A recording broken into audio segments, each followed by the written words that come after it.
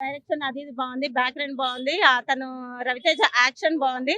మొత్తానికి దాని మెసేజ్ ఏంటంటే అక్రమార్కుల చేతిలోకి ఆయుధాలు వెళ్ళకూడదని దాని ముఖ్య ఉద్దేశము. అదే విధంగా ఉంది. Thank you so much. ఒక నిమిషం ఆగండి. సినిమాలో మీకు ఏం నచ్చింది బాగా? ఆయుధాలు, ఫైటింగ్ అంటే అన్యాయాన్ని ఆపాలి అనేది మాత్రం అర్థం. అంటే యాక్షన్ సీన్స్ వల్ల అంటే వేరే వాళ్ళని ఎంకరేజ్ చేసినట్టుంది అని అంటున్నారు. ఎంకరేజ్ చేయొచ్చు కదా! యాక్షన్ ఉంటేనే కదా మనం మూవీ చూసేది. అంతే కదా! రవితేజ అంటేనే మనకి కామెడీ జోనర్ గుర్తొస్తది. మరి కామెడీ ఉందా? ఇందులో చిన్న చిన్న కామెడీ ఉంది. ప్లస్ సీరియస్ యాక్షన్ ఉంది. మనం ఊపిరి పీల్చుకోకుండా అలాగే చూసిపోతుంటాం.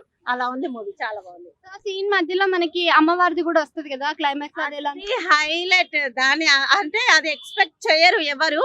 లాస్ట్ సీన్స్ వరకు కూడా మనకు అదొక దేవుడో, దేవతనో విగ్రహమో అని అనుకుంటాం గానీ లాస్ట్ వరకి అది ఎక్స్ట్రార్డినరీ. అది చూడడానికన్నా మనం అందరం వెళ్ళాల్సిందే మూవీకి. Thank you so much. ఇద్దరు హీరోయిన్స్ మూవీ ఎలా ఉంది? బాగుందండి. మీకు ఏం నచ్చింది సినిమా?